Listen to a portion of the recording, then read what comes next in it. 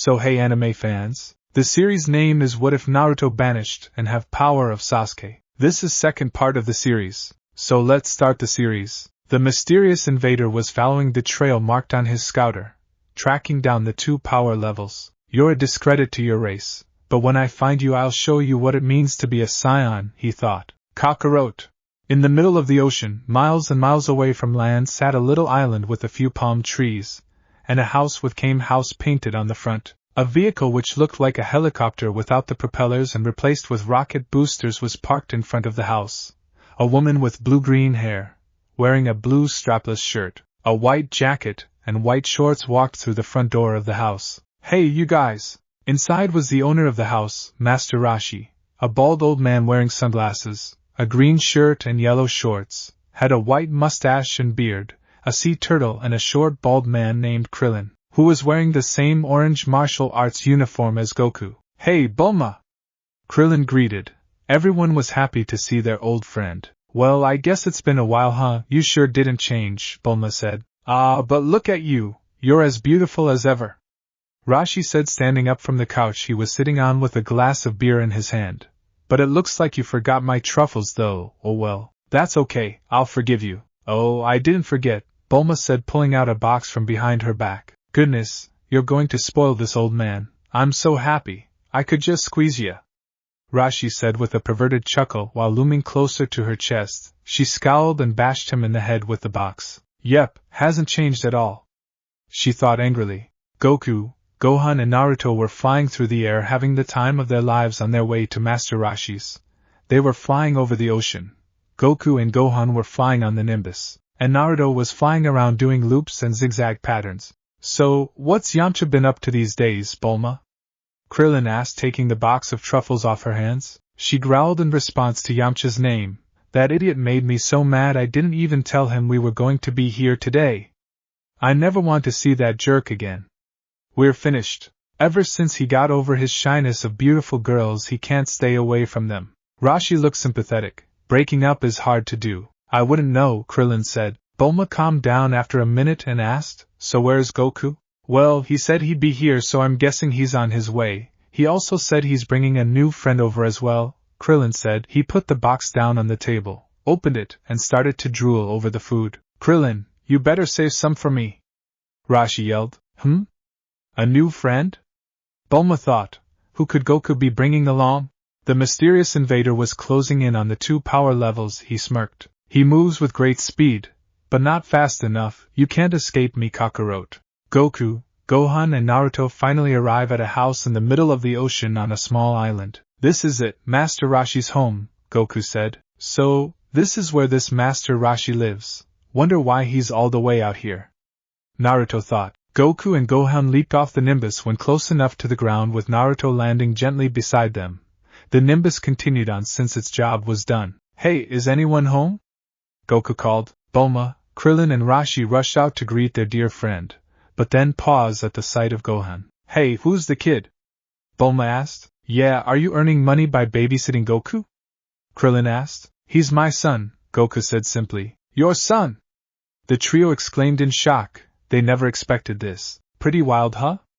Goku asked, putting his son on the ground. Oh, Goku, he's adorable, Bulma said. Say hi, Gohan. Gohan looked at his dad, then back to everyone else and bowed. Hello, everyone. Bulma, Krillin and Rashi bowed as well. Rashi was the first to lift his head back up and noticed Naruto standing behind Goku. Hey Goku, who is that young fellow behind you? He asked. Oh, this is Naruto. He's the new friend I said I was bringing as well, Goku said, addressing Naruto. Naruto Uzumaki Namikaze, at your service, he said, giving a thumbs up. He has traveled a long ways just for me to train him.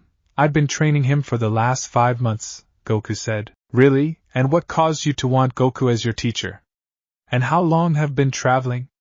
Bulma asked. Well, I got a letter from my father explaining that Goku here could answer some questions that I want answered, but since he doesn't have the answers for them, I'm a little cut short on that. I have traveled for 5 years in search for Goku, Naruto said. What? It shouldn't take 5 years to find Goku, said Krillin. I mean if you were searching for him all over the world, which would at least take 2 or 3 years. Well, that's the thing, I'm not from this planet, I'm from the eastern quadrant of the universe. from a planet called Earth just like this one. Krillin, Bulma and Rashi's eyes bugged out of their heads. Only my planet is inhabited by ninja. Ninja? You mean like in the movies where they can create illusions, blend in with their surroundings, and assassinate people?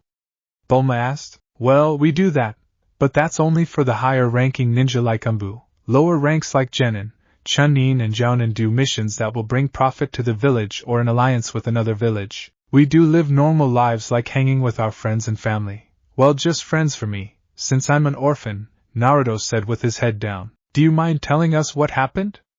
Rashi asked. For the next hour, Naruto explained the Kyuubi attack, of the Kyuubi sealing in him, his life in the village and how the villagers would treat him because of the fox. He even told them about his banishment for using Kyuubi's power to bring back Sasuke from leaving the village and joining Orochimaru.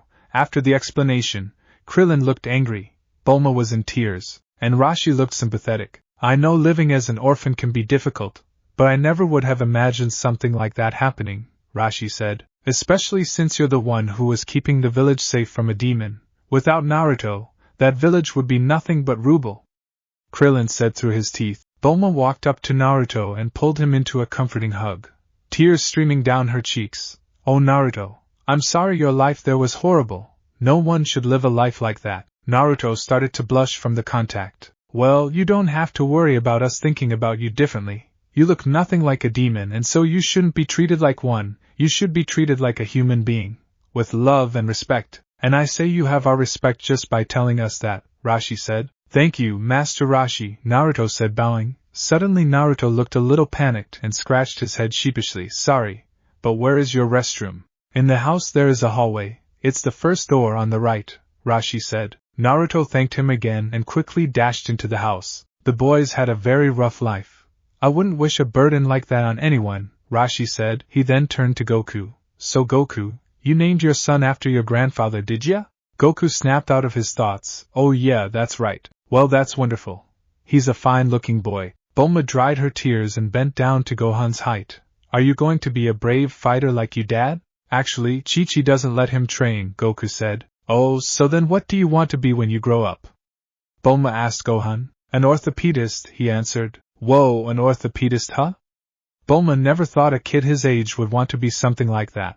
That's when she noticed Gohan's tail. What, a tail? Yeah, he was born with it. Just like me as a kid. Oh, and Naruto has a tail too, didn't you notice it? What? No, I didn't notice a tail on him. How does he have a tail?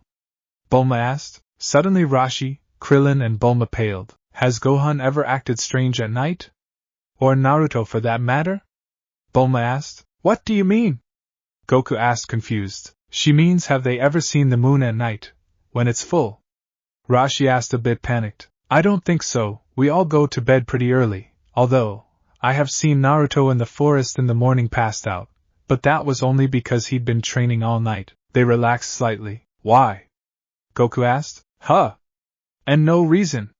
No particular reason at all. Rashi reassured hysterically. Well, he sure seems different from when you were a kid, Goku, Krillin said. They were watching Gohan play around in the sea water on Rashi's small beach. I know. Chi-Chi can be a bit overprotective when it comes to Gohan. She always makes him study and says martial arts are a waste of energy. Oh really? Then what does that make us?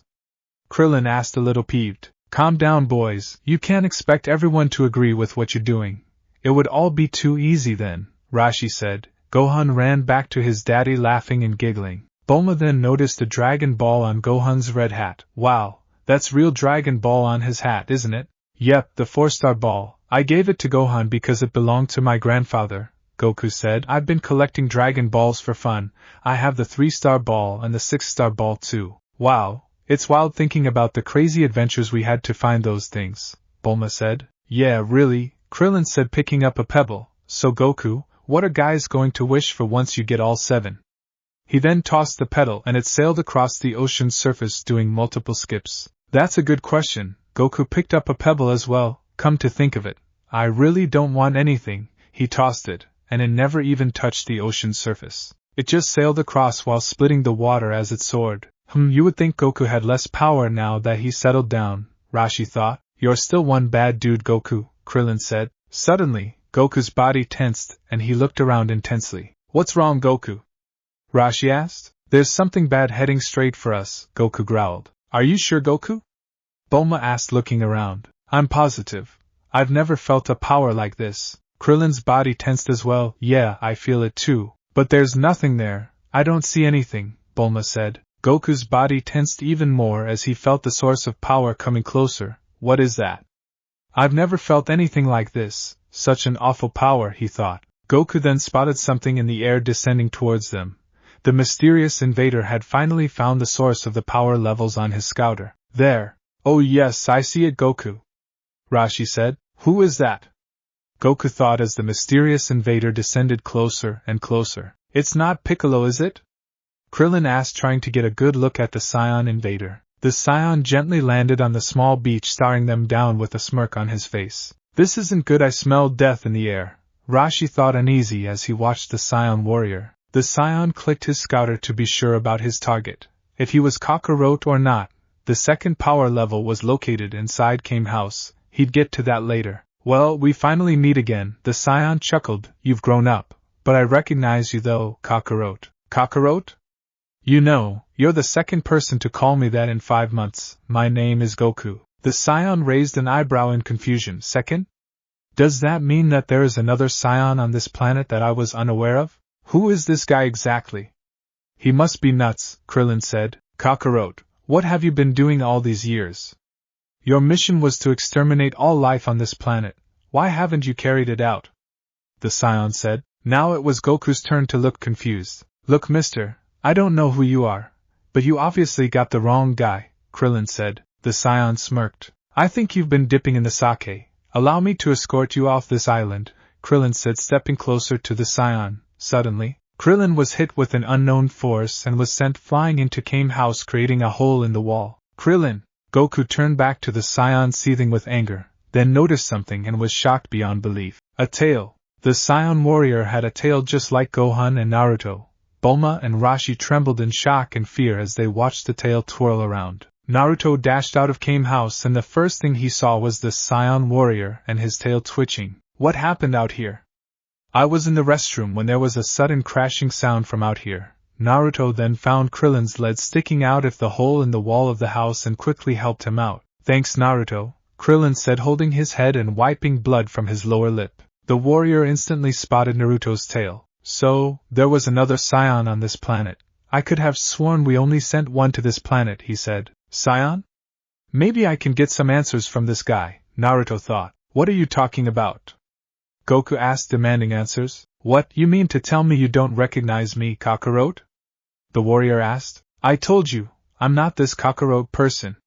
And I've never seen you before in my life. The warrior grimaced. What has happened to you, Kakarot? Tell me, did you ever suffer a hit to the head when you were young? Rashi's body tensed up. Yeah, and like I told Naruto, I don't remember it very well, but I did hit my head when I was a child, Goku said, trying to get Gohan to back away.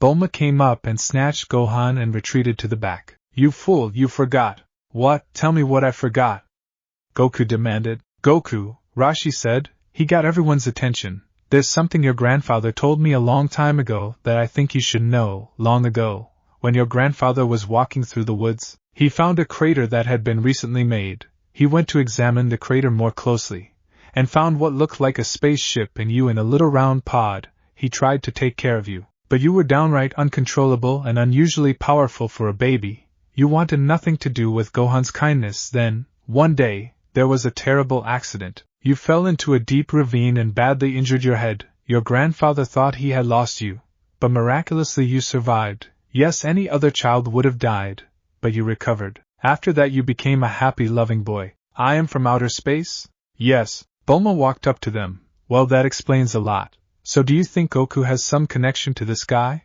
I really don't know, Rashi said. Naruto decided to speak up. Okay, I have a question for you. Since you know about the Saiyans, I want you to tell me who they really are. The Saiyan frowned. Well, I wasn't expecting to be giving a history lesson when I arrived. But sure, why not? After all, Kakarot will be working for me from now on, and I like my subordinates to be well informed.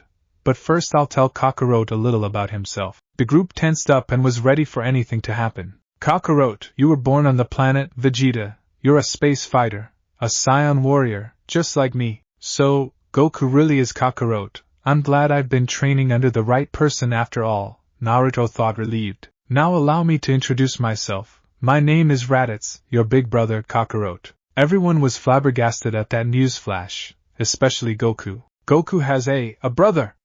Krillin asked, his eyes bugging out of his head. Goku, he looks a little bit like you, Bulma stuttered. Why should I believe you? Goku asked. Krillin put his 2 cents in. Yeah, why is Goku here if he's from another planet? Well, that's quite simple, Raditz snickered. We sent him here. Kakarot was given specific orders to clear this world of its current inhabitants. A mission he has failed miserably. What? Goku's eyebrows raised in surprise. You see, we Scions are like planet brokers. We scavenge for planets that would bring a high price in the galactic market. Once we find them, we send our warriors there to purge them of any life, and make them ready for sale. It's a very profitable business, and we take great pride in being efficient in our work. For example, if we find a planet with strong inhabitants, we send our adult fighters to wipe them out. But for a planet full of weaklings like this one of our babies is more sufficient to carry out the order. So, does that answer your question, boy? Oh yeah, and if that's what you say Scions are, I want nothing to do with them. By your description, I'd say you were nothing but space pirates. Naruto yelled. How can you say that? You're a Scion too. You should be eager to show your true power to the universe, Raditz said. Tell me, who were your parents, kid? I know there were 2 other Scions we sent out there, but we haven't heard from them at all. You mean Minato Namikaze and Kushina Uzumaki. And don't worry about them, they died the day I was born 18 years ago. Well, that's a pity, they would have been very useful to us, Raditz said. Kakarot, if you hadn't have forgotten your orders to eliminate all life on this planet, it would have taken you a year or 2 at the most. Raditz gazed into the sky, especially since this planet has a nice big moon. Goku glared. Let me guess, I was probably supposed to blow that up too. Raditz scowled and yelled, You idiot! You know as well as I do that the moon is the key to unlocking your full potential. I'm sure at least once in your life you've looked at the full moon. Krillin, Bulma and Rashi paled as they remembered Goku's transformation at the full moon. Naruto wasn't surprised at all since he experienced his own transformation firsthand. I don't know what you're talking about, Goku shouted. Raditz flinched, then noticed something wrong. What happened to your tail, Kakarot? My tail? That thing was removed permanently a long time ago, Goku said. You really are an idiot. Do you realize what you have done? Without your tail, you've lost your ability to transform at the full moon. Now I can see why you can be on good terms with these weaklings, Raditz said furiously. He then turned to Naruto. You there, boy. I don't think I ever caught your name. It's Naruto Uzumaki Namikaze. I take it you have seen the full moon, am I right? That's right, and I can control my transformation, even though I had a little help, Naruto said, referring to Kyuubi. There's something strange about that boy. Raditz clicked his scouter to scan Naruto. The results surprised him. Strange indeed. My scouter is picking up 2 power levels, his own, and then a second within him. It must be at least 3 times stronger than his own. I'm going to have to keep my eyes on him, Raditz thought with a glare. Why don't you come with me? I can train you to be a true Scion warrior, Raditz said with pride in his voice. I said it once, I'll say it again. I don't want anything to do with you. Now get lost. Raditz closed his eyes and smirked. And you can forget about me joining you, Goku said. This planet is my home, and these are my friends, and I will protect them. Now just leave us alone. Raditz opened his eyes and walked past him. Bulma picked up Gohan and quickly moved out of his way. So, baby brother wants to be left alone. Well, it's a shame that's not going to happen, he said. No, I'm afraid you're far too valuable to us for that. You see, 3 years ago our planet Vegeta met an unfortunate accident when a comet struck the planet's surface. It vaporized the planet along with the entire Scion race. Raditz turned to face Goku. There's not too many of us left now, brother. In fact, as far as we can tell there are only 5, including you, but with Naruto here that makes 6. We were the only Scions away from home when the planet was destroyed. Like you, brother, the rest of us were sent out to perform a few hostile takeovers. And now we've found a planet we'd like to conquer. It should bring in a very high price. Unfortunately though, the job is a bit too big for the 4 of us to handle. We were afraid we would have to pass it up, until I remembered you, Kakarot. You are not as powerful as I would have hoped, but with you and Naruto's help we should manage nicely. He walked up to Goku and leaned in to look directly into his eyes. So, what do you think? Aren't you excited? You should be. I've come to bring you back into the fold. I've heard enough. Goku shouted. Raditz actually flinched and then smirked and chuckled at his brother's bravery. I'd die before I'd join a gang of pirates like you. Interesting, Raditz pondered, then he gazed at Naruto. I've meaning to ask you, Naruto, care to explain to me how you parents died? I'm pretty sure the planet they were sent to wasn't inhabited by strong people. Naruto smirked. You shouldn't underestimate the power of a ninja, pal. It was the day I was born. A nine-tailed demon fox called Kyuubi attacked our village. My mother, Kushina, was in labor at the time, and then she died giving birth to me. My father, Minato, was battling the fox, and if scions are as strong as you say, then I guess a demon can be just as strong, because Kyuubi was too powerful to kill. Considering she was the queen of all demons, I'm not all that surprised. My father had no other choice but to seal away Kyuubi's spirit. He chose me because an adult, or an object, wouldn't be able to hold her for very long. And so a newborn child without their chakra coils formed yet could hold the demon until the day they die. I homed the fox's spirit within me. That's how they died, Raditz. Raditz scowled. So that was the second power level my scouter picked up from him. If he were to join us, things would fall right into our hands quite easily. It's a pity he's refusing. Then Raditz's gaze fell on Gohan. You know, Kakarot, I couldn't help noticing that your son has a tail. You leave Gohan out of this. Goku snarled. Bulma pulled Gohan closer to her as if to protect him. I'll decide that. If you and Naruto won't come, I'll have to settle with taking the boy instead. We'll see about that. Goku said, falling into a stance to fight. Naruto joined him. Well then, Raditz phased out and reappeared in front of Goku and Naruto. Before they could react, Raditz kneed Goku in the stomach and elbowed Naruto in his chest, sending them crashing into the sand. They lied there cringing in agony. Holding the area they were just struck, Gohan broke free of Bulma's grip and scurried to his fallen father. Gohan, no! Bulma shouted desperately, trying to catch him. Krillin and Rashi trying to help. When Gohan was just 2 feet away from his daddy, Raditz snatched him up by the back of his shirt. Like I said, I'm taking your son. If you ever want to see him alive again, I suggest you do as I say, Raditz said with the crying Gohan in his hand. Bulma, Rashi and Krillin stood close by, seething in anger and fear. Come on, Goku, Naruto, you guys have to get up, Krillin said. They tried, but the pain was just too great. Now then, Raditz said, I'll give you 1 day to think about my offer. Although let's be reasonable, Kakarot, I'm not giving you or Naruto a choice. I want you to do something for me when you decide to join us, and you will. I want you to start by killing 100 of these pathetic earthlings. Just stack them here on the beach. I'll be back tomorrow for a head count. Bulma, Krillin and Rashi were now trembling in horror at Raditz's demand. So what do you say, Kakarot? I do hope you come through for me on this one. After all, this boy is my nephew. It'd be a shame if I had to hurt him. He chuckled, which turned into a full-blown laughter. Goku reached out to his son in hopes that he could save him. What's wrong, Kakarot? You haven't answered me yet. Let's try again. By this time tomorrow I want you to eliminate 100 humans. Do you understand? Goku reluctantly nodded his head while trying to ease the pain his stomach was in. That's good. You can make sure that Naruto helps you as well. You do this little job for me and you can join us. But fail and I'll make sure your son meets an unpleasant end, Raditz said with a smirk. You coward! Hiding behind a kid! Krillin shouted. That's right, you sick bastard! Besides, it won't do you any good because Goku is incapable of killing anyone. Rashi added. Quiet, you fools, Kakarot is a scion. You'd be quite surprised at what he can do. But either way, it doesn't matter. Everyone on this planet will be eliminated soon, after our current assignment. I've decided that the Earth will be our next target. Everyone gaped in horror at his announcement. Even without Kakarot or Naruto, for scions should be more than enough for the job, we could conquer this pathetic planet in our sleep.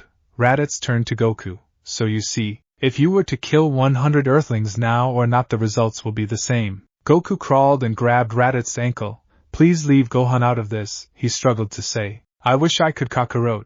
But you understand, I had to give a little push for you to do what I asked, Raditz said. Please let him go, Goku begged. Just look at how pathetic you are, begging. Please, brother, show some pride, Raditz said. He kicked Goku's hand to release his grip on his ankle. You have until tomorrow. Try to enjoy it, Raditz then took to the air till he was hovering over the house. Suddenly Naruto appeared in front of Raditz, which surprised him, and threw a punch to Raditz's face. But before his fist came into contact with Raditz, he smirked and disappeared, causing Naruto to hit an afterimage. Raditz then appeared behind Naruto and kicked him in the ribs, and sent him flying through the roof of Kame House. I admire that boy's spirit and bravery. Let's hope you are just like him, Kakarot. I'm expecting great things from both of you.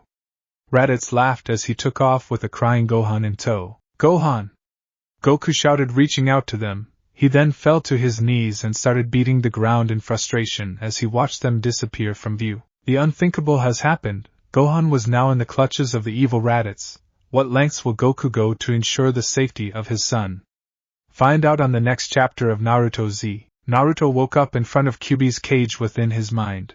What hit me? Naruto asked, grabbing his throbbing skull. What the hell is going on, Naruto? I was enjoying my peaceful nap. Then all of a sudden I'm being shaken like a rag doll and you're lying in front of my cage. Sorry, but when we arrived at Master Roshi's, we ran into another Scion named Raditz. I finally got information that I wanted. Turns out the Scions are planet brokers and they go around the universe and destroy all life on a planet and sell it for money. And we were right. Goku really is Kakarot and is a Scion, Naruto said. Well, that was unexpected. I guess the only Scions that get my respect are Goku, your mother and your father. By looking at your memories, that Raditz guy actually makes me shiver. If Minato can hold his own against me, who knows how powerful this Raditz truly is, she said. Yeah, how long have I been unconscious? Naruto asked. About 30 minutes. I think you should wake up now. That Bulma girl is with you, Kyuubi said as Naruto faded. Naruto slowly opened his eyes to see Bulma watching over him. Her worried face turned glad, and she sighed in relief. Thank goodness you're okay, she said with her hand to her chest. She could breathe easy now. What happened, Bulma? Where is everyone? Naruto asked as he looked around to see no one else in the room. They all went after Raditz to rescue Gohan. Please, I want you to tell me what all that has happened when I was out cold, Naruto said firmly. Well, flashback. Naruto appeared in front of Raditz, which surprised him, and threw a punch to Raditz's face. But before his fist came into contact with Raditz, he smirked and disappeared, causing Naruto to hit an afterimage. Raditz then appeared behind Naruto and kicked him in the ribs, and sent him flying through the roof of Kame House. I admire that boy's spirit and bravery. Let's hope you are just like him, Kakarot. I'm expecting great things from both of you. Raditz laughed as he took off with a crying Gohan in tow. Gohan! Goku shouted, reaching out to them. He then fell to his knees and started beating the ground in frustration as he watched them disappear from view. Bulma quickly ran inside to help Naruto. She found him in a small crater in the wooden floor. With some effort, she helped him to the couch. She made sure he was alright before she quickly ran back outside. Krillin and Rashi helped Goku over to the porch. I hope Gohan's okay, Goku said with his head down. I believe Gohan's just fine. If he wanted to hurt Gohan, he would have done it already. It's you he's really interested in, Rashi said. That man's a beast. I don't know how in the world how we're going to beat him, Krillin said. There was silence for a few seconds, until a thought came to Goku. That's it. His tail, that's his weakness, he said as he struggled to rise to his feet. Remember when someone pulled my tail? It hurt, and I couldn't move. Yeah, but do you really think he's just going to let you walk up and grab his tail? Krillin asked. No, at least not by myself. That's why I'm asking for your help. I'd ask Naruto, but he's out cold, Goku said. What? You don't mean to, Krillin panicked. Don't worry, we'll go with you, Rashi said with determination. What? Shouted Krillin in disbelief. We'll put that space pirate out of business, won't we, Krillin? Well, if there's 3 of us, it could be possible, but it's unlikely, Krillin said, still unsure. Then a thought came to his mind that put his mind at ease. Hey, if anything were to happen to me, you'd wish me back with the Dragon Balls, right? He asked Bulma. You can count on me, she said. Wait, you guys, I'm sorry, but you've already been brought back to life with the Dragon Balls once. So has Master Rashi, Goku said. That smashed Krillin's hopes. So that's it, if any of you die this time it will be for keeps. The dragon won't grant the same wish twice, Goku said. It's too risky, so you two should just stay here, and let you fight on your own. That's suicide, Krillin said. You think we're just going to sit here while you go off to get killed? Then let's go right now. and hit him head on. Goku said if we go now, he'll never expect it, and it might give us an edge, but how are going to find him? Rashi asked. I haven't figured that part out yet. Wait, Gohan had a Dragon Ball on his hat, right? Bulma asked. Yeah, Goku answered. Then why don't we use the Dragon Radar? Bulma pulled the Dragon Radar from her pocket and clicked it on. Yellow light indicating the Dragon Ball's locations appeared, and one was seen moving. See, that's them right there. Then it stopped moving. Well, at least they're not in outer space somewhere, Bulma said. Alright, let's get going, guys, you ready? Goku asked. As ready as we'll ever be. But who knows, we might just be able to beat that idiot, Krillin said with determination, even if he was still scared out of his mind. Well, whatever happens, just know that you two are the best pupils I've ever had, Rashi said. And I'll be here looking after Naruto when he wakes up, Bulma said. Everyone nodded, and were about to take off until they were interrupted by, You never succeed. You're too weak to pull it off. They were startled by the voice and looked around to find no one, until they looked up and found Piccolo hovering over Kame House. They really weren't expecting to see him at all. Great! What else could go wrong today? Krillin asked. Piccolo landed in front of them and said, I suppose you could make me angry, but I wouldn't advise it. So, what do you want, Piccolo? Goku asked, getting ready to fight if he had to. Yeah, what are you doing here? Rashi asked. This is my island. I've been keeping an eye on your last visitor. I followed him here, Piccolo said. Yeah? And just what do you know about him? Goku asked. I know this much. The only way for us to win is if I go with you. What?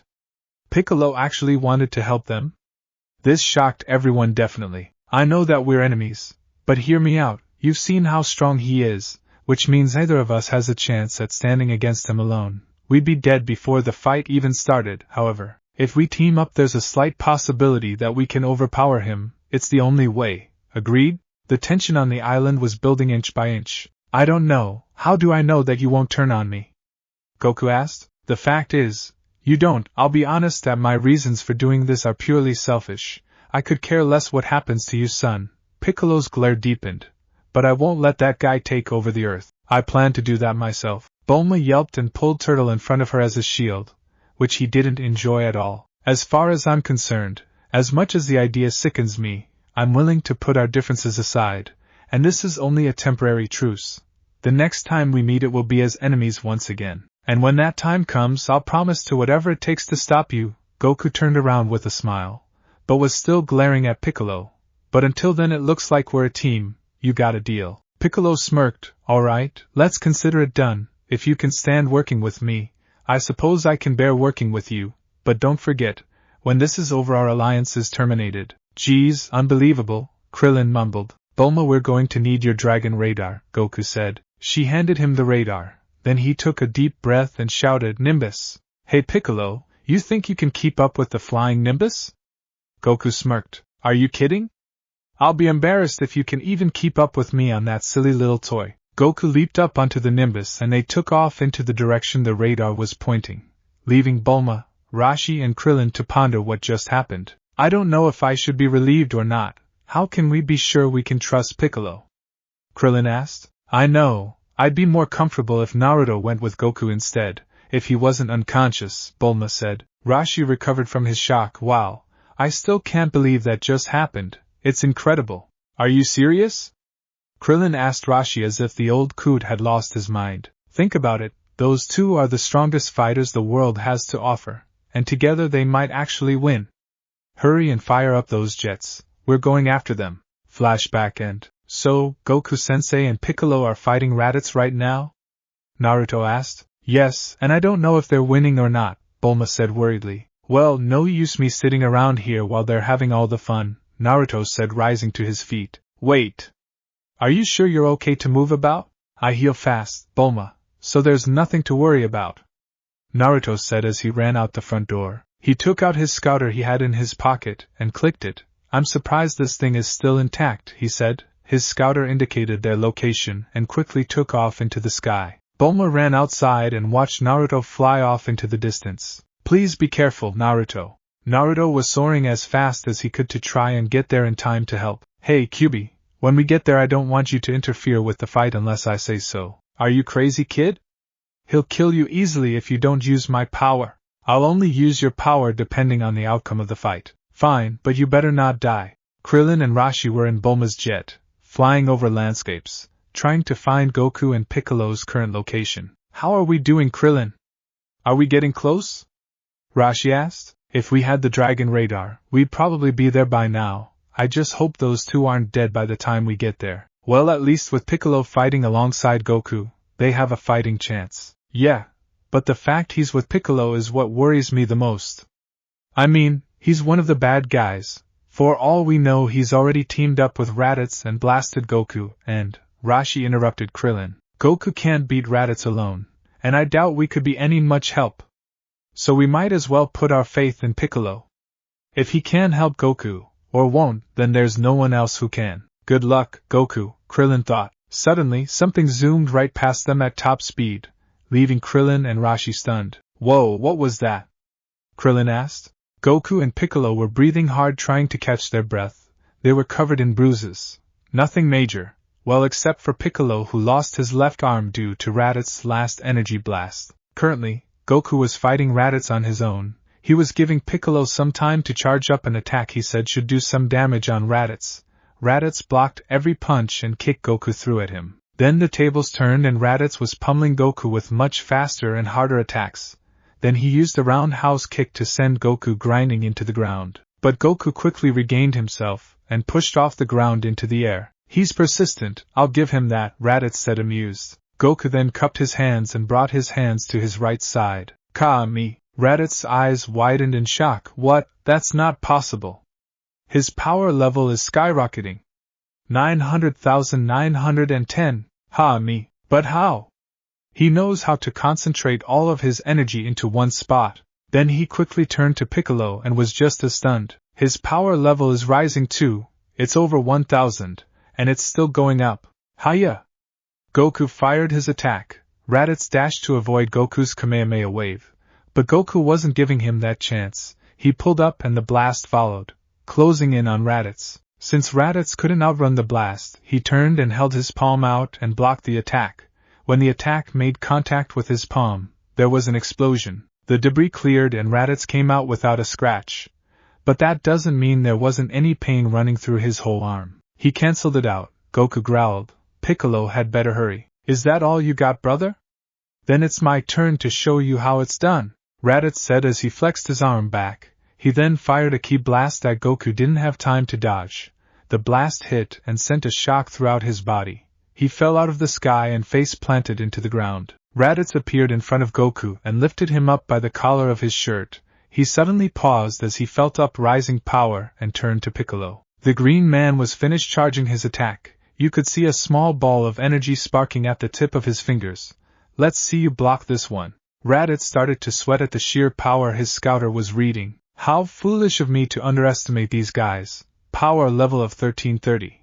I can't block that. Fine then, green man. Let's see what you got. It's all yours. Special beam cannon. Piccolo shot out his arm and fired an orange beam with swirl added to it, putting it into a drilling motion. Raditz was frozen as he witnessed the speed of the attack. Goku was stunned as well that Piccolo could create such an attack. Raditz quickly regained his senses and quickly moved out of the way of the blast, but not without his armor getting caught in the attack and his shoulder getting singed. The blast kept going until it crashed into a mountain in the background and exploded, emanating a blinding light as well. When the light and debris cleared, a huge chunk of the mountain was missing, but Piccolo was more interested in what happened to Raditz. There the Scion stood with his shoulder armor gone and his right shoulder singed from the attack. What disturbed Piccolo the most was the Raditz was smirking at him like it was nothing to him. My, look how easily your attack pierced through my armor. However, it's fortunate for me that your aim needs a little work. I can't believe he dodged it. He's faster than the speed of light. Piccolo said, now it's my turn. I'm going to show you a little trick of my own. It's the one I was going to use when we first met, remember? Raditz said with a sinister smirk. Yeah, I know, Piccolo shuddered. You remember what it was called, right? Raditz raised his left arm and a ball of intense energy formed in his palm, double Sunday. But before Raditz could act, a blur zoomed past Piccolo and an unknown force slammed into Raditz's face, sending him grinding into the ground. Piccolo was shocked at the speed, and found Naruto Uzumaki with his knee out, indicating that he just need Raditz in the face. He set his food down, folded his arms and grinned. I haven't missed the fun, have I? Goku looked up from his position on the ground and grinned. No, I think you just made it just in time. Naruto turned around to face Piccolo. You're Piccolo, right? You think you can charge up that attach of yours up again? Why yeah, but it will take up a bit more time, if you can hold him off for at least 5 minutes. Naruto nodded his head. Consider it done. Raditz rose to his feet while wiping a strand of blood from his lip. That was a cheap shot. Then he saw Naruto and smirked. So, the boy decided to show up. I was beginning to think I killed you with that simple little kick I gave you earlier. Naruto snorted. Please, I've gone no much worse than that. I've been beaten to near death multiple times before, so that kick was nothing really. Is that a fact? Well then, why don't I put you out of your misery and kill you now? It'll save me the trouble of hunting you down after I kill these two. You shouldn't underestimate a ninja, pal. You'll regret it. Naruto crouched down into a fighting stance ready to fight. Raditz just stood there with a smirk, thinking this will be an easy kill. Naruto dashed towards Raditz and threw jabs and kicks, which Raditz blocked easily. Raditz threw a jab to Naruto's face, but was surprised that Naruto blocked easily and countered with a knee to Raditz's stomach. Raditz gritted his teeth and elbowed Naruto in the chest, then followed with a roundhouse kick to his head. Naruto slid across the ground and regained his posture. He then formed his famous hand sign, Shadow Clone Jutsu. In a huge puff of smoke, 1,000 Naruto clones surrounded Raditz. He smirked and busted out laughing. Is that the best you can do? Just summoning up worthless afterimages? Sure, it'll be harder to find you, but there's nothing to stop me from destroying you. The clones smirked and 5 charged at him. Raditz's cocky attitude was his only flaw in this fight. He didn't move from his spot, thinking that the clones would just phase right through him. Boy, was he wrong. Time seemed to have slowed down as the clones advanced closer and closer to Raditz, until a fist made contact with his face. The other clones got a hit in and it continued onward. Clone 2 kneed him in the stomach, Clone 3 kicked him in the ribs, Clone 4 slammed his elbow into Raditz's chin, and Clone 5 double-kicked Raditz in his spine. The clones jumped away from Raditz, and he fell to his knees withering in agony and coughed up blood. This boy, those weren't afterimages. They were solid clones.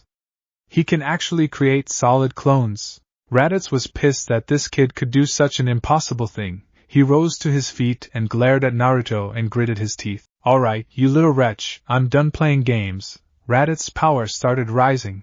The earth around him began to crumble and levitate into the air. Then with a sudden burst of energy, he yelled at the top of his lungs, "For making a fool out of me, you shall die!" He disappeared and started demolishing the clones. He took out the clones with punches, kicks, energy blasts, anything he could to destroy everything in his path. After his rampage, every last clone was demolished and the real Naruto was still standing, but not without a few bruises. He had a hell of a time avoiding those ki blasts. Raditz was panting and smirking at Naruto. "You're the only one left. Now, I'm going to enjoy pummeling you to a bloody pulp." They charged at each other and began the flurry of punches and kicks. Naruto kicked Raditz in the ribs. Raditz kneed Naruto in the gut. Naruto elbowed Raditz in the face, and so on. Every blow was like hearing an explosion. They separated, and Naruto created 5 shadow clones and they began a barrage of ki blasts. Raditz teleported to different locations to avoid the blasts until he blasted a few himself and took out 2 clones. Raditz teleported in front of Naruto and his clones and started again. Raditz was having a hard time with blocking the clones' blows since they were right beside him, so he held his arms out and disintegrated the 2 clones with ki beams. Naruto took this chance to straight punch Raditz in the stomach with all he had, and made Raditz cough up blood. Naruto continued with a flip kick to Raditz's face and sent him hurtling to the ground. He created 3 more clones at the location Raditz was plummeting and kicked him back up. And Naruto brought his leg up, and when Raditz was within striking distance, slammed his foot into his chest. Uzumaki barrage. Raditz was sent back down, and crashed into the earth, creating an explosion of debris. When the debris cleared, Raditz laid in a crater grunting in pain. Piccolo and Goku were amazed at the strength displayed by the fighters, Goku especially for Naruto. Where did he get that strength? He wasn't even using Kyuubi's power. Raditz struggled to get up to his feet. Naruto lowered himself to the ground. "I don't understand. How do you have so much power? You weren't this strong the last time," Raditz said, clutching his chest. Like I said before, you should never underestimate a ninja. It's a grave mistake. Raditz suddenly teleported in front of Naruto and kneed him in the stomach, sent him grinding into the dirt.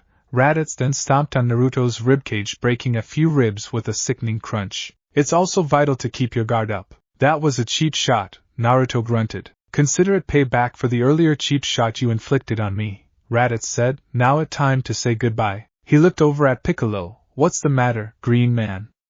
Aren't you supposed to be charging your attack to try and kill me?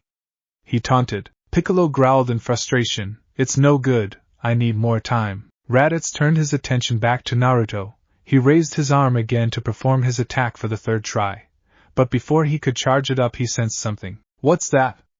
I'm picking up an enormous power level. He looked and looked, but there was nothing there, until he looked towards the crater his space pod was in, and his space pod burst into pieces, reveling in enraged Gohan. What? Piccolo and Goku were surprised as well. Naruto could only stare wide-eyed. Gohan landed outside the crater. Goku quickly regained his senses and shouted, Gohan, you're free. Quickly, run away from here. But Gohan didn't move. He continued to send Raditz a dead glare. Raditz's scouter was reading Gohan's power level, and the results didn't really help the situation at all. I can't believe what I'm seeing. Power level 1370, impossible for a kid, and it's still going up. That threw everyone for a loop. Gohan then began to glow with energy flowed from his body. You leave my big brother alone. The energy around Gohan exploded and sent his soaring towards Raditz, and in no time flat. He bashed into Raditz's gut and cracked his armor. Raditz stumbled back while holding his stomach and coughed up more blood. That little brat, he cracked my armor. No one's ever done that, Raditz grunted. Gohan landed on the ground beside Naruto. He rose to his feet and ran to Naruto. Gohan, what was that about you calling me big brother? Well, you always spent time with me, so I started looking up to you as an older brother, Gohan said. Raditz was slowly making his way towards Gohan. His scouter was indicating that all the power he had was gone. Raditz froze in place. What the hey kid, what happened to all that power you had? Gohan turned around scared. What power? Play dumb if you like, but you pay all the same, Raditz growled as he kept stumbling towards Gohan and Naruto. D-Daddy Naruto, help me. Raditz, leave him alone. Goku shouted. Raditz swung his left arm and struck Gohan in the neck. Time stood still. Naruto watched as Gohan flew a few feet and slid across the ground, and laid there unmoving. Gohan! Goku jumped to his feet and ran as fast as he could to his son's side. Even Piccolo couldn't believe what Raditz had done.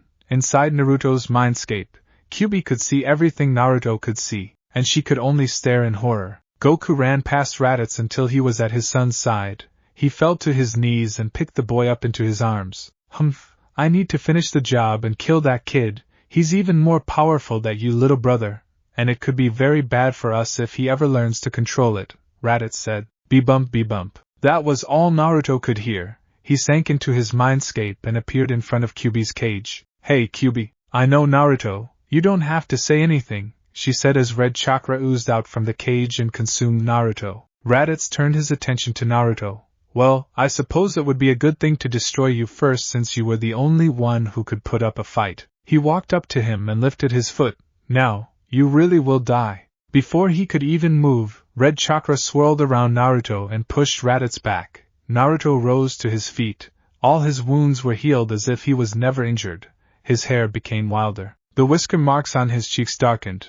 His fingernails grew longer and sharper, and his canine teeth grew into sharp fangs. He opened his eyes and they were blood red. Raditz stared in pure shock. That's impossible. His power level is twice as high as last time. It's over 2,000 and rising. You'll pay for that, Raditz.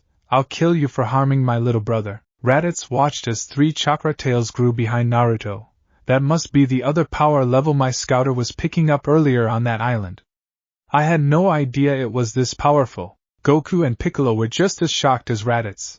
Piccolo was thinking that if this kid was this strong, then he'd have no chance at ruling the planet. Goku was only glad that Gohan was unconscious and couldn't see this. The boy could have been frightened to death of Naruto. Naruto disappeared, and reappeared behind Raditz and sent him flying into the air with a kick. He vanished again to reappear in front of Raditz and pummeled him with an endless combo of punches and kicks. Without making a hand sign, 6 shadow clones appeared and gained some distance between the real Naruto and Raditz. After ending his barrage of punches and kicks, he roundhouse kicked Raditz to one of the clones, and then the clone gave a powerful punch and sent Raditz to another clone, and so on, and so forth. One of the clones kicked Raditz to the real Naruto. When they dispersed, Naruto shot out his left arm and the chakra around his arm shot towards Raditz and grabbed him. Naruto then raised his arm and then slammed it into the ground. He then continued by dragging Raditz along the ground, making a streak in the ground. This lasted a few more minutes before Naruto lifted his arm again and retracted it, pulling Raditz to him at a fast pace. He opened his right hand and a ball of swirling chakra formed in his palm. When Raditz was within striking distance, Naruto thrust his right arm out and shouted, "Rasengan!" The ball of chakra slammed into Raditz's chest, causing him to cry in agony. Then with a sudden burst of power, Raditz was sent spinning into the earth, creating an explosion of debris. When the debris cleared, Raditz laid in the center of a huge crater, unmoving with his mouth wide open. The red chakra disappeared, and Naruto's appearance returned back to normal. He descended to the ground and landed by Goku and looked at Gohan in his arms. "Is he going to be okay?" Goku smiled and said, "He'll be just fine, he's just unconscious." Naruto let out a sigh of relief. He turned to Piccolo and walked towards him. Because of that display of power, Piccolo flinched a little when the boy turned to him. Naruto stood in front of Piccolo, smiled and held out his hand. "Thanks for helping Goku-sensei, Piccolo." Piccolo glanced at Naruto's hand. He smirked and turned away. "Don't get the wrong idea, kid. My reasons for helping Goku are my own." Naruto smirked in return and went back to Goku. "So, what are we going to do about..." Suddenly a ki blast appeared out of nowhere and pierced through Naruto's chest. Piccolo and Goku watched in horror as Naruto tumbled to the ground with a bloody hole in his chest. In Naruto's mindscape, Kyuubi was screaming in horror. Back at Master Roshi's island, Bulma was sitting on the couch when suddenly she got this dreaded feeling that something bad had just happened. Piccolo and Goku looked in the direction the blast came from, and were shocked to see Raditz standing there with his right arm extended while heavily panting. "Miserable little brat, that didn't tickle you, no? I can't believe he's still standing after all that," Piccolo said. Goku ran to Naruto's side. "Naruto, say something. Anything." Naruto's only response was him coughing up blood and held the area where the blood was oozing out. Goku laid his son down next to Naruto and turned to Raditz and unleashed killer intent. He instantly disappeared and reappeared behind him and had him in a full Nelson. "What the?" he said as he tried to pry Goku off his back. "Piccolo, quickly, use your attack!" Goku shouted. "Goku, you surprise even me sometimes. Now hold him tight. This will take a little time."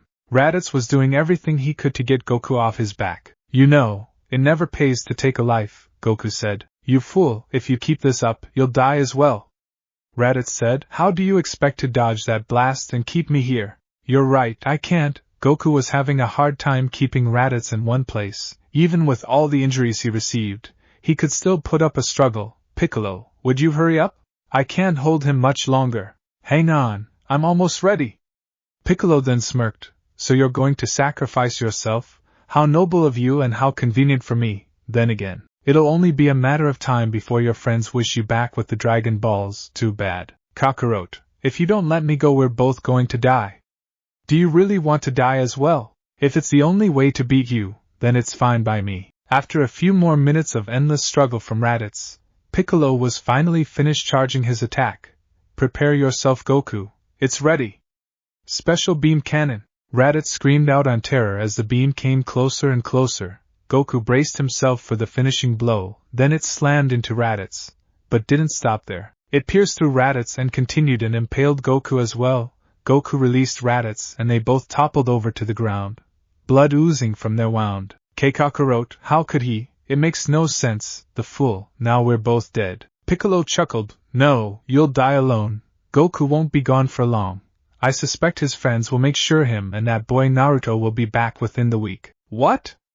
That's impossible. Tell me how," Raditz said, coughing up blood. "Gladly. You see, on this planet we have something called the Dragon Balls. When all 7 of them are gathered, they have the power to grant any wish. That includes bringing back the dead, so you see, it will be Goku and Naruto who have the last laugh." It was Raditz's turn to chuckle. "No, I'm afraid you're wrong, Green Man. The device on my face, it is also a transmitter, my scion comrades. They heard every word, and now they will see come, I know they will. In their eye is nothing you see can do to stop them. They'll seek out these Dragon Balls, and destroy everything in their path. You and everything else on this planet will be wiped out. They'll destroy you all. When? Everyone turned their attention to Naruto. How long? When will they get here? Within a year's time, and the funny thing is, that they are much stronger than me, Raditz chuckled. Stronger, 1 year, oh no, Piccolo said. So enjoy this little victory of yours today. It means nothing. You're as good as dead. I only hope I'm back in time to see it happen. So you see, Green Man, we can't all have the last laugh, Raditz said as the last of the life in him slipped away. Thanks for the warning, Piccolo growled. We'll deal with your Saiyan friends just like we dealt with you. Piccolo then turned to Goku. Goku, it's over, he's gone. Goku and Naruto sighed in relief. Then they noticed something in the distance. A jet was coming closer to the scene. Hey, there they are! Krillin shouted, but there's only one standing. Who is it? Rashi asked. Then they saw Piccolo standing there staring in their direction. Piccolo? Oh no! Even as Goku's friends rushed to his and Naruto's side, far away, in a distant corner of the galaxy, the events are being cornered with high interest. On a planet that was once filled with life, were 3 Saiyan warriors. 2 males and a female. One of the males was bald and was ripped. Raditz is a fool. He's a complete disgrace, said the other male who was smaller than the bald Saiyan. How could he let himself be beaten by some low-level fighters? Well, he always was overconfident in his abilities, so I'm not all that surprised, said the female Saiyan calmly. Maybe we should go teach those Earthlings a lesson, said the bald Saiyan. A waste of time, but then again, I am curious. Are you thinking about what Raditz said? Asked the female Saiyan. The smaller male chuckled. Exactly, those Dragon Balls caught my interest. Just think of the possibilities, you two. If we gather all those Dragon Balls, we could wish for anything we want, anything. What do you say? Don't you think it's worth the trip? Are you kidding? Yeah, let's go, the bald Saiyan said. I wouldn't mind that at all, the female Saiyan said. Back on Earth, Krillin, Rashi and Piccolo were standing over Goku and Naruto. Come on, Goku, you and Naruto are going to be fine. Krillin, I'm afraid they're not, Rashi said. What are you talking about? They will pull through. Tell him, Goku, say something. Gohan was lying next to Goku. He's still breathing, so I'd wager your son will be alright, Goku, Piccolo said. That's good. Chi-Chi would kill me if Gohan was hurt, Goku managed to said. Naruto cleared his throat to get their attention. Krillin, could you open my jacket and lift my shirt for me? Sure. Krillin unzipped Naruto's jacket and moved his shirt. Naruto formed a hand sign and focused his chakra, and the seal on his stomach appeared. Suddenly, it started to glow and a white fluid of energy flowed from the seal and started to form something beside Naruto. When the formation was complete, a woman with red hair wearing a red kimono shirt with flame designs and red shorts. She slowly opened her eyes and curiously looked around. Where am I? What's going on here? She asked. Then she looked down and saw Naruto lying in a pool of his own blood. Naruto! She sank to her knees. Naruto, what did you do? Why am I out here and not in the seal? She asked. Hey Kyubi, of course you don't know. You were taking a nap when it happened. Back at Master Rashi's island, I was in his bathroom but I wasn't really using it. On the way here to Earth I was reading a scroll on seals that Pervy Sage gave me, and came across a particular one. I don't remember what it was called, but I decided to use it on your seal. It was a seal to unseal something in an object. It didn't really say if it worked on humans if there was something sealed in them. But we just found out that it worked after all. But why? Why did you do it? Kyubi asked as tears were flowing down her face. I got to know you on the way here. I know you're not evil like everyone back home thought. I didn't want to take an innocent life with me. You should be free and live your life as a human. Kyubi looked confused. Human? What do you mean? That's another thing about the seal I placed. You're human now, Kyubi. Your demon chakra still resides inside me. Naruto, you idiot. When I was sealed inside you, I was supposed to die with you. Well, now you won't have to. You're free now. And you should live your life to the fullest. To tell you the truth, I wasn't planning on dying just yet, he chuckled. His eyes then closed as the life left in him vanished. Kyubi leaned against his body and cried. Hey Krillin, Goku said. Yes, Goku? I want you to take care of Gohan for me. Yeah, you got it. We'll wish you both back with the Dragon Balls. I'll see you guys soon, And with those last few words, Goku joined Naruto in the afterlife. Back at the planet the three Scions were currently resting, they reached their space pods. Once we force Kakarot and his friends where the Dragon Balls are, we'll destroy everything in sight including them, the shorter male said. And then we can wish Raditz back to life? The female Scion said. No, that would be a wasted wish. Someone who could be killed by such weaklings doesn't deserve to live. Besides, I have a far more greater plan in mind. How does the thought of eternal life sound to you? What, living forever? The bald Scion asked. I like the sound of that, yeah. And if we can't die then nobody will be able to defeat us, he said as they all got into their space pods. Yes indeed, and then we can take our rightful place, amongst Scion warriors of legend, the smaller male said. You don't mean, said the female getting a little anxious. Yes, we will become Super Scions. Now I defiantly like the sound of that. The bald Scion said as their space pods closed and launched into the air and leaving the planet's atmosphere. No, Naruto! You can't die! You idiot! Kyuubi cried as she beat on the boy's dead body. I'm sorry my dear, but he's gone, Rashi said with a solemn voice. I just can't believe they're both gone, Krillin said. Then suddenly, both their bodies disappeared. What the, they're gone? Rashi shouted. Piccolo thought for a moment, then smirked. I know, it was Kami. What, Kami? Krillin asked. Yes, the Guardian of the Earth, you guys should know him. This is defiantly his work. I'm pretty sure he has a special purpose for those two. Although it looks like Goku and Naruto left the land of the living, it would be thanks to Kami. A brand new adventure awaits them in the world beyond, and new threats are on the way as three more powerful Scions make their way to Earth. Who will be there to stop them? The countdown begins in the next chapter of Naruto Z. Bulma was sitting patiently on Rashi's couch waiting for them to get home. Even though she was being patient, she was too worried to move. She hoped Goku and Gohan were okay, but she hoped that Naruto was all right mostly. For some reason she couldn't stop thinking about him. When his face ran through her mind, her face heated up and her heart raced. She couldn't understand why. She had only met him a few hours ago, so how could she be feeling this way? Just then, Rashi's front door opened. Bulma saw Rashi and Krillin walk through the door along with Kyuubi. But her heart stopped when they were the only ones. Where are Goku, Gohan and Naruto? She asked shakily, their heads lowered. Bulma, Goku and Naruto, they died, fighting Raditz, Rashi said. They then proceeded to tell her how Piccolo took Gohan with him for special training so he could control a power hidden deep within him so he could help fight the Scions that were on their way to Earth, and that Goku will see his son 1 year from now. Then we should be gathering those Dragon Balls so we can bring back Goku and Naruto-kun as soon as possible. Bulma shouted. Bulma, do you have any idea how long it will take us to? Krillin paused. Wait, where did Naruto become Naruto-kun? Bulma's face turned red. I don't know what you're talking about. She turned around and walked into the kitchen. Well, that was weird anyway. How are we going to tell Chi-Chi about all this?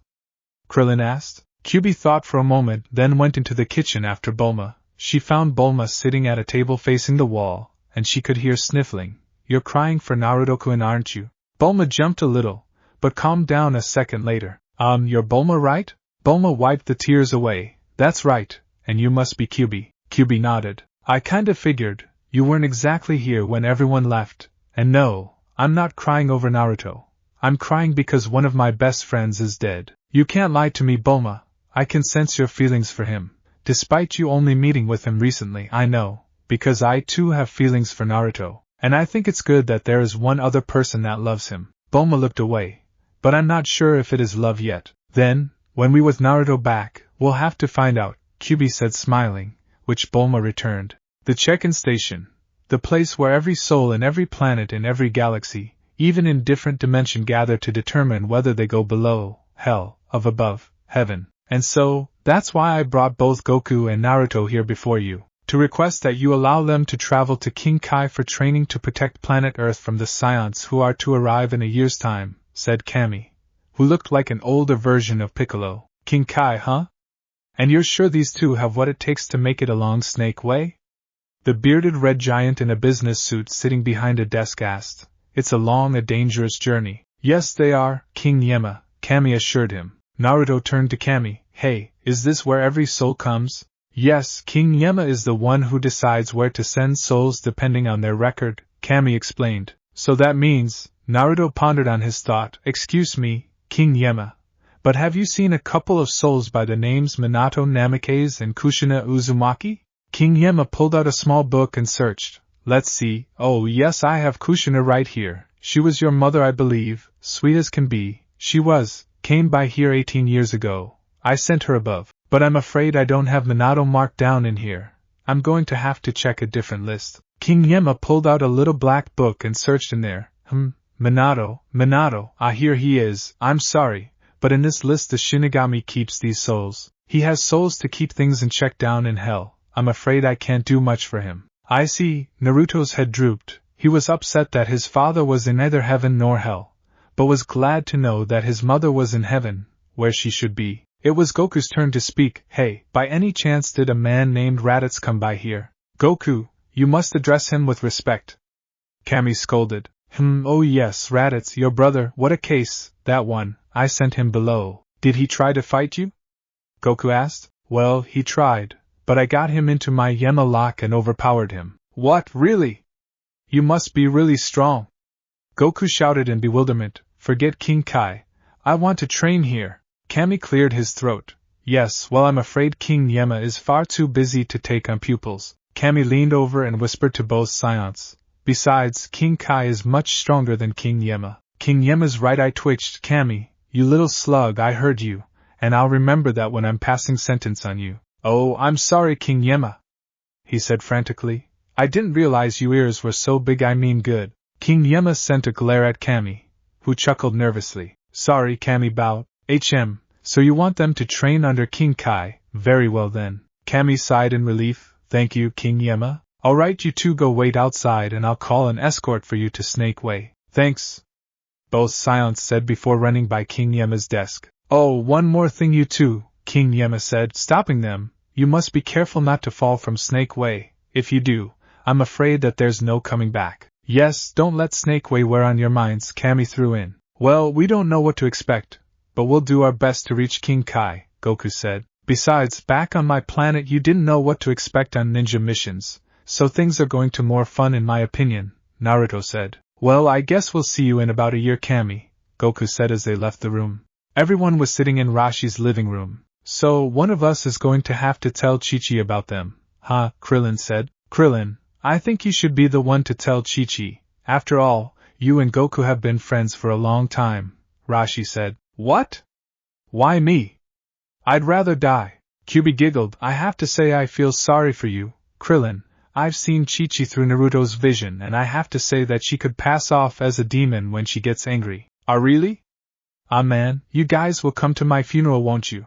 Naruto and Goku were mesmerized by Snake Way. They tried to see if they could see the end, but to no prevail. Wow, so this is Snake Way? Naruto asked. Their guy nodded his head yes, but I don't know why they had to put that gigantic snake head there. It gives me the willies every time I see it. It wouldn't really be Snake Way if they didn't add that. It would have no creativity, Naruto thought. So how long is Snake Way? Goku asked. Well, it's said to be about 10,000 miles long. What, 10,000 miles? Both scions shouted in disbelief. Has anybody ever made it to the end?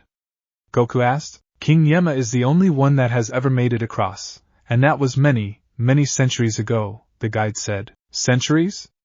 Man, if I'd known it'd be that long I'd have packed a lunch or something, Goku said. Naruto's sweat dropped. Goku, I think we have more important things to worry about than food. Besides, we're dead, how can we even be hungry anymore?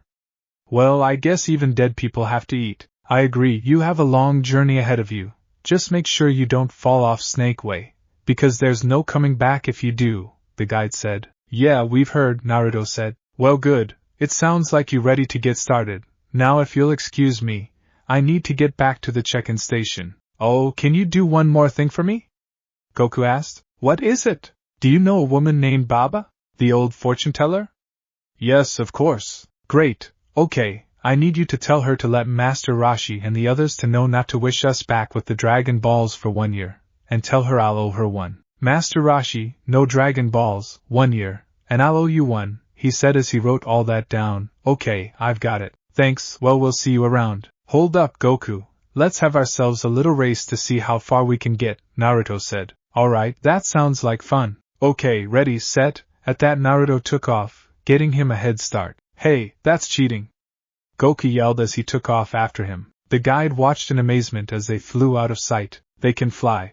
Just within a short amount of time, Goku and Naruto already traveled many miles by flight. However, flying also takes energy. Man, I don't have any more energy to fly, Naruto said. He slowed down and descended to the pathway, but he landed too close to the edge and slipped. Crap! He shouted as he quickly grabbed hold of the edge. Naruto! Goku quickly landed and pulled him up. Naruto sighed in relief. Thanks, Goku. Maybe we should travel on foot from now on, Goku said. Yeah, that'd be safer. So they started running once they caught their breath. I had no idea Gohan was so strong. What he did against Raditz today was amazing. Goku exclaimed. Yeah, I guess he's a chip off the old block after all, Naruto said. Goku suddenly stopped and analyzed the pathway. Naruto stopped soon after watching Goku with a confused look. Why does it feel like we're getting nowhere? Goku asked. Naruto looked ahead and had to agree. Snake Way was so long, it looked like they didn't make any progress at all. Then a thought came to Goku. Wait, we may not be able to fly, but we can still jump. Naruto turned to Goku. Are you sure? That doesn't sound like a better idea at all. Goku didn't give it a second thought as he leaped into the air and landed safely on a farther part of the path and continued. Naruto sighed and followed Goku's lead. Yeah, alright. We should have thought of this from the start. Goku said, that is until his last jump was a little too far and there was nothing for him to land on except for the yellow clouds. On second thought, Goku tried to stop himself from going any further, but he was so drained he could barely literally the path's edge. But then the clouds separated and shadowy hands emerged and circled around him. Goku! Naruto grabbed Goku's hand and quickly pulled him up. When Goku was out of reach, the shadows retreated and the clouds formed back. Thanks, Naruto. That was a little too close for comfort. No problem. But it looks like we really need to keep our feet on the ground. We still have a long way to go. Krillin was standing in front of Goku's home trying to rehearse how to explain to Chi-Chi about Goku and Naruto's death and Gohan's kidnapping without the results of him joining them afterward. Okay, how about, hey Chi-Chi, guess what? Goku and Naruto are dead.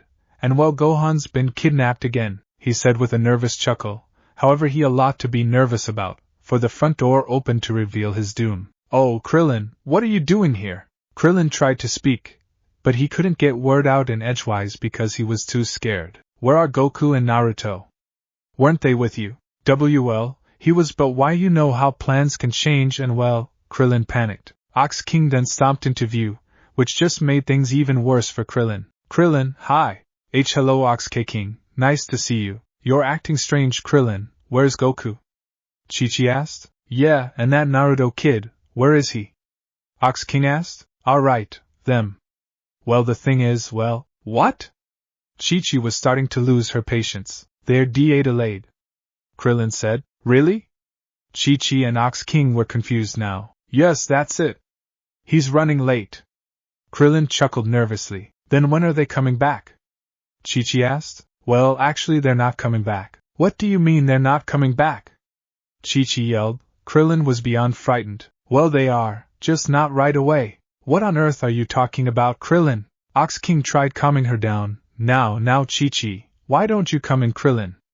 She's got some good dinner cooking. Actually, I'd rather get the hell out of here. Inside, Krillin and Ox King were sitting at the table while Chi-Chi brought them drinks. So Krillin, where is everyone?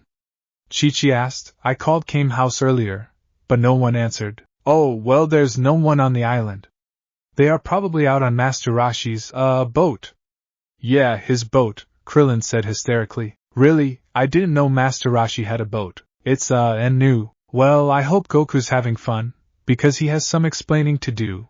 He knows not to have Gohan out this long, even though I know things will be fine with him and Naruto around. Gohan still has homework to do, Chi-Chi huffed. Krillin groaned. Things were not working in his favor. He just didn't have the heart to come right out and say that Goku and Naruto died and that Gohan was taken by Piccolo.